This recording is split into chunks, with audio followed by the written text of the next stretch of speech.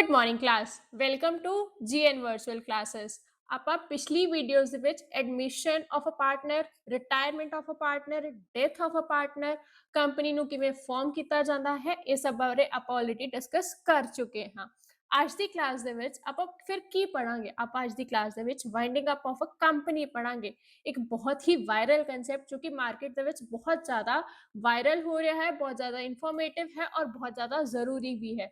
But ਇਹ ਬਹੁਤ ਜ਼ਿਆਦਾ ਹੀ ਵਾਇਰਲ ਤਾਂ ਹੈ, ਬਟ ਇਸ ਦੇ ਬਾਰੇ ਕੋਈ ਗੱਲ ਨਹੀਂ ਕਰ ਰਿਹਾ।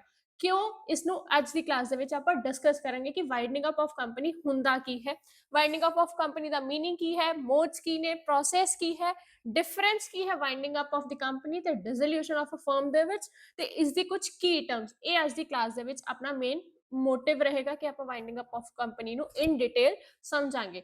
ਸੋ ਪਹਿਲਾਂ ਆਪਾਂ ਇਸ ਦਾ ਮੀਨਿੰਗ ਤੋਂ ਹੀ ਸਟਾਰਟ ਕਰਦੇ ਹਾਂ ਕਿ ਵਾਈਡਨਿੰਗ ਅਪ ਆਫ ਕੰਪਨੀ ਹੁੰਦਾ ਕੀ ਹੈ। It is a formal legal process of closing a company by ceasing operations, selling assets, paying creditors, and distributing remaining proceeds to shareholders. Basically winding up of company ਦਾ ਮਤਲਬ ਇਹ ਹੋਇਆ ਕਿ ਜਦੋਂ ਵੀ ਇੱਕ ਕੰਪਨੀ ਆਪਣੇ ਐਸੈਟਸ ਨੂੰ ਸੋਲਡ ਆਊਟ ਕਰ ਦਿੰਦੀ ਹੈ, ਆਪਣੀ ਲਾਇਬਿਲਿਟੀਜ਼ ਨੂੰ ਪੇ ਆਫ ਕਰ ਦਿੰਦੀ ਹੈ, ਤਾਂ ਜੋ ਕੁਝ ਵੀ ਉਸ ਕੋਲ ਬਚ ਰਿਹਾ ਹੈ ਉਹ ਆਪਣੀ ਸ਼ੇਅਰ ਹੋਲਡਰਸ ਦੇ ਵਿੱਚ ਇਕੁਅਲੀ ਡਿਸਟ੍ਰੀਬਿਊਟ ਕਰ ਦਿੰਦੀ ਹੈ, ਜਾਂ ਫਿਰ ਉਹਨਾਂ ਦੀ ਜੋ ਕੋਈ ਵੀ ਪ੍ਰੋਫਿਟ ਸ਼ੇਅਰਿੰਗ ਰੇਸ਼ੋ ਹੈ ਉਸਨੂੰ ਇਕੁਅਲੀ ਜਾਂ ਪ੍ਰੋਫਿਟ ਸ਼ੇਅਰਿੰਗ ਦੇ ਰੇਸ਼ੀਓ ਦੇ ਵਿੱਚ ਇੱਕ ਦੂਜੇ ਦੇ ਵਿੱਚ ਡਿਸਟ੍ਰੀਬਿਊਟ ਕਰ ਦਿੱਤਾ ਜਾਏਗਾ।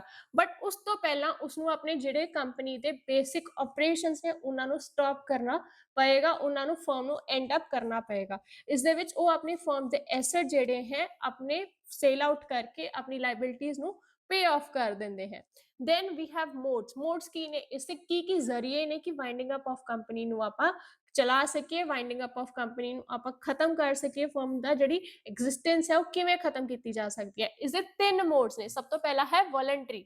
ਵੋਲੰਟਰੀ ਦੇ ਵਿੱਚ ਕੀ ਹੁੰਦਾ ਹੈ, ਜਿਹੜੀ ਫਰਮ ਹੁੰਦੀ ਹੈ ਆਪਣੇ ਹਿਸਾਬ ਨਾਲ ਹੀ, ਆਪਣੇ ਤਰੀਕੇ ਨਾਲ ਆਪਣੀ ਫਰਮ ਨੂੰ ਆਪਣੀ ਵਿਲਿੰਗਨੈਸ ਦੇ ਵਿੱਚ ਹੀ ਬੰਦ ਕਰ ਦਿੰਦੀ ਹੈ। ਇਸ ਦੇ ਵਿੱਚ ਸਾਰੇ ਸ਼ੇਅਰ ਹੋਲਡਰਸ ਇਸ ਮੋਟਿਵ ਨਾਲ ਇਸ ਫਰਮ ਨੂੰ ਐਂਡ ਕਰਦੇ हैं क्योंकि सब इस ਪ੍ਰੋਪਰ ਗਾਈਡੈਂਸ ਦੇ ਥਰੂ ਇਸ ਨੂੰ ਖਤਮ ਕਰਨ ਲਈ ਰਾਜ਼ੀ ਹੋ ਜਾਂਦੇ ਹੈ। ਬੇਸਿਕਲੀ ਵੋਲੰਟਰੀ ਵਾਈਂਡਿੰਗ ਅਪ ਦਾ ਕੀ ਮਤਲਬ ਹੈ, ਇਸ ਦੇ ਵਿੱਚ ਇੱਕ ਪਾਰਟਨਰਸ ਦਾ ਜਦੋਂ ਸੋਲਵੈਂਸੀ ਹੋ ਜਾਂਦੀ ਹੈ ਜਾਂ ਇੱਕ ਸਪੈਸ਼ਲ ਰੈਜ਼ੋਲੂਸ਼ਨ ਪਾਸ ਕਰ ਦਿੱਤਾ ਜਾਂਦਾ ਹੈ ਪਾਰਟਨਰਸ ਦੇ ਦੁਆਰਾ, ਤਾਂ ਫਰਮ ਇੱਥੇ ਐਂਡ ਹੋ ਜਾਂਦੀ ਹੈ। ਸੈਕੰਡ ਹੈ ਜੀ compulsory winding up. Compulsory winding up ਦੋ ਤਰੀਕੇ ਨਾਲ ਕੀਤੀ ਜਾਂਦੀ ਹੈ। ਪਹਿਲਾ ਹੈ ਕੋਰਟ ਦਾ ਆਰਡਰ। ਜਦੋਂ ਵੀ ਕੋਰਟ ਆਰਡਰ ਕਰ ਦਿੰਦੀ ਹੈ ਕਿ ਤੁਹਾਨੂੰ ਇਹ ਫਰਮ ਕਿਸੇ ਇਲੀਗਲ ਬਿਜ਼ਨਸ ਦੇ ਥਰੂ ਜਾਂ ਕਿਸੇ ਇਲੀਗਲ ਐਕਟੀਵਿਟੀ ਕਰਕੇ ਇਸ ਨੂੰ ਬੰਦ ਕਰਨਾ ਪਏਗਾ, ਤਾਂ ਇਹ ਵੋਲੰਟਰੀ ਜਿਹੜੀ ਹੈ ਕੰਪਲਸਰੀ ਵਾਈਂਡਿੰਗ ਅਪ ਦੇ ਵਿੱਚ ਇਨਕਲੂਡ ਕੀਤੀ ਜਾਏਗੀ। ਐਂਡ ਦੈਨ ਸੈਕੰਡ ਹੈ ਜੀ ਕੰਪਨੀ ਨੂੰ ਫੋਰਸ ਕੀਤਾ ਜਾਵੇ। ਕੰਪਨੀ ਨੂੰ ਕੌਣ ਫੋਰਸ ਕਰੇਗਾ? ਆਬਵੀਅਸਲੀ ਕੋਰਟ ਫੋਰਸ ਕਰ ਰਹੀ ਹੈ ਜਦੋਂ ਉਹਨਾਂ ਨੂੰ ਫਰਮ ਨੂੰ ਆਪਣੀ ਫਰਮ ਨੂੰ ਐਂਡ ਕਰਨ ਲਈ। ਥਰਡ ਹੈ ਜੀ ਸੁਪਰਵਿਜ਼ਨ ਆਫ ਕੋਰਟ। ਜਿਹੜੀ ਕਿ ਸੁਪਰਵਿਜ਼ਨ ਆਫ ਕੋਰਟ ਦੇ ਵਿੱਚ ਆਏਗਾ ਉਹ ਹੈ ਜੀ ਵੋਲੰਟਰੀ ਸੁਪਰਵਿਜ਼ਨ।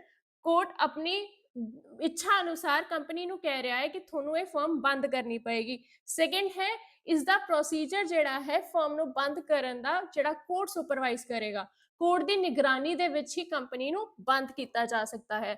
ਨੈਕਸਟ ਆਪਾਂ ਪ੍ਰੋਸੈਸ ਬਾਰੇ ਡਿਸਕਸ ਕਰਾਂਗੇ ਕਿ ਇਸ ਦਾ ਪ੍ਰੋਸੈਸ ਕਿਆ ਹੈ। ਸਭ ਤੋਂ ਪਹਿਲਾ ਹੈ ਇੰਟੀਏਸ਼ਨ। ਇੰਟੀਏਸ਼ਨ ਦੇ ਵਿੱਚ ਕੀ ਕੀਤਾ ਜਾਂਦਾ ਹੈ, ਇੱਕ ਸਪੈਸ਼ਲ ਰੈਜ਼ੋਲੂਸ਼ਨ ਪਾਸ ਕੀਤਾ ਜਾਂਦਾ ਹੈ ਜੋ ਕਿ ਇਹ ਡਿਸਾਈਡ ਕਰਦਾ ਹੈ ਕਿ ਫਰਮ ਨੇ ਕਿਸ ਮੋਡ ਦੇ ਥਰੂ ਬੰਦ ਹੋਣਾ ਹੈ, ਵੈਦਰ ਵੋਲੰਟਰੀ, ਵੈਦਰ ਕੰਪਲਸਰੀ ਔਰ ਵੈਦਰ ਸੁਪਰਵਿਜ਼ਨ ਆਫ ਕੋਰਟ। ਕਿਸ ਤਰੀਕੇ ਨਾਲ ਫਰਮ ਨੇ ਆਪਣੇ ਆਪ ਨੂੰ ਬੰਦ ਕੀਤਾ ਹੈ।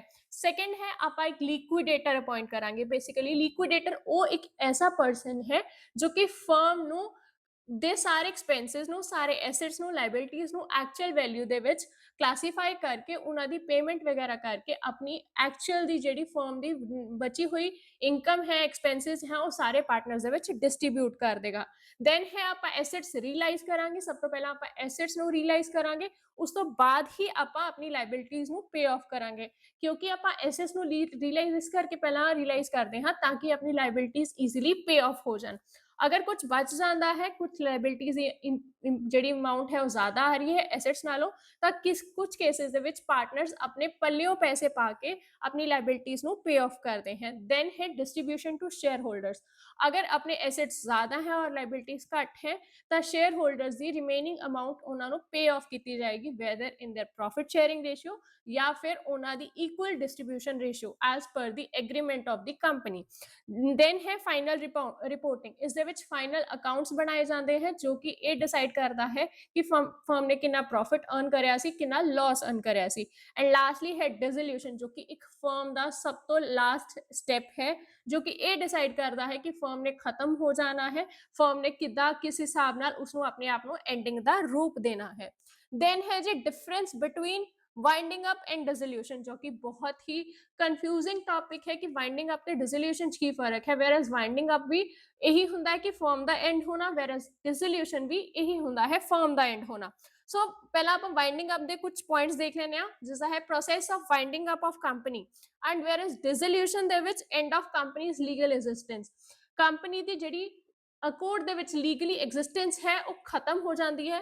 जिहड़ी वाइंडिंग अप दे विच है ऐसा कुछ नहीं हुंदा। कंपनी की जिहड़ी एग्जिस्टेंस है फर्म की जिहड़ी लीगल एग्जिस्टेंस है वो रहेगी। डिसोल्यूशन दे विच फर्म की टोटली लीगल एग्जिस्टेंस खत्म हो जाती है। वाइंडिंग अप दे विच ਆਪਾਂ ਪਹਿਲਾਂ डिसोल्यूशन ਜਿਹੜੀ ਵਾਈਂਡਿੰਗ ਅਪ ਹੁੰਦੀ ਹੈ ਉਹ डिसोल्यूशन ਤੋਂ ਪਹਿਲਾਂ ਕੀਤੀ ਜਾਂਦੀ ਹੈ, ਵੈਰਾ ਜਿਹੜੀ डिसोल्यूशन ਹੈ ਉਹ ਸਭ ਤੋਂ ਲਾਸਟ ਸਟੈਪ ਹੁੰਦਾ ਹੈ। ਵਾਈਂਡਿੰਗ ਅਪ ਦੇ ਵਿੱਚ ਐਸੈਟਸ ਪਹਿਲਾਂ ਸੋਲਡ ਕੀਤੇ ਜਾਂਦੇ ਆ, ਫਿਰ ਹੀ ਲਾਇਬਿਲਿਟੀਜ਼ ਪੇ ਆਫ ਹੁੰਦੀਆਂ। ਕੰਪਨੀ ਜਿਹੜੀ डिसोल्यूशन ਦੇ ਕੇਸ ਦੇ ਵਿੱਚ ਖਤਮ ਹੋ ਜਾਂਦੀ ਹੈ, ਟੋਟਲੀ ਇਸ ਦੀ ਕੋਈ ਐਗਜ਼ਿਸਟੈਂਸ ਨਹੀਂ ਹੁੰਦੀ। ਹੁਣ ਆਪਾਂ ਕੁਝ ਕੀ ਟਰਮਸ ਨੂੰ डिस्कस करांगे। सब तो पहला है ऑर्डर ऑफ पेमेंट। एक प्रायर पेमेंट है जो कि सिक्योर्ड क्रेडिटर्स ਨੂੰ ਆਪਣੀ ਲਿਕੁਇਡੇਸ਼ਨ ਕਾਸਟ ਨੂੰ, ਫਲੋਟਿੰਗ ਚਾਰजेस ਨੂੰ, ਅਨਸਿਕਿਉਰਡ ਕ੍ਰੈਡੀਟਰਸ ਨੂੰ ਤੇ ਫਾਈਨਲੀ ਆਪਾਂ ਸ਼ੇਅਰ ਹੋਲਡਰਸ ਨੂੰ ਪੇ ਆਫ ਕਰਦੇ ਹਾਂ। It is called as order of payment. Then है जी statement of affairs. Statement of affairs की हुंदा है, इट इज अ स्टेटमेंट जो कि अपनी इनसॉल्वेंसी और अपने इनकम्प्लीट रिकॉर्ड्स ਨੂੰ ਮੇਨਟੇਨ ਕਰਨ ਲਈ ਹੈਲਪ ਕਰਦੀ ਹੈ, ਜੋ ਕਿ ਆਪਣੀ ਐਸੈਟਸ ਤੇ ਲਾਇਬਿਲਿਟੀਜ਼ ਨੂੰ ਕਲਾਸੀਫਾਈ ਕਰਨ ਦੇ ਵਿੱਚ ਹੈਲਪ ਕਰਦੀ ਹੈ। ਇਹ ਬੇਸਿਕਲੀ ਵਾਈਂਡਿੰਗ ਅਪ ਨੂੰ ਆਪਾਂ ਇੱਥੇ ਐਂਡ ਕਰਦੇ ਹਾਂ ਕਿ ਵਾਈਂਡਿੰਗ ਅਪ ਹੁੰਦਾ ਕੀ ਹੈ। ਵਾਈਂਡਿੰਗ ਅਪ ਦਾ ਮਤਲਬ ਹੋਇਆ ਜੀ ਕਿ ਇੱਕ ਐਸੀ ਫਰਮ ਦੀ ਐਗਜ਼ਿਸਟੈਂਸ ਨੂੰ ਲੀਗਲੀ ਐਗਜ਼ਿਸਟ ਕਰਨਾ, ਬਟ ਉਸਨੂੰ ਇਸ ਪ੍ਰੋਪਰ ਤਰੀਕੇ ਨਾਲ ਖਤਮ ਵੀ ਕਰ ਦੇਣਾ ਜਿਸ ਨਾਲ ਆਪਣੀ ਐਸੈਟਸ ਤੇ ਲਾਇਬਿਲਿਟੀਜ਼ ਵੀ ਪੇ ਆਫ ਹੋ ਜਾਣ। ਇਸ ਦੇ ਮੋਡਸ ਵੀ ਤੁਹਾਨੂੰ ਇਸ ਦੇ ਵਿੱਚ ਕਲੀਅਰ ਕਰ ਦਿੱਤੇ ਔਰ ਇਸ ਦੇ ਪ੍ਰੋਸੈਸ ਬਾਰੇ ਵੀ ਦੱਸ ਦਿੱਤਾ। ਅਗਰ ਤੁਹਾਨੂੰ ਵੀਡੀਓ ਅੱਛੀ ਲੱਗੀ ਹੋਵੇ ਤਾਂ ਜ਼ਰੂਰ ਕਮੈਂਟਸ ਦੇ ਵਿੱਚ ਜ਼ਰੂਰ ਦੱਸਿਓ। Thank you.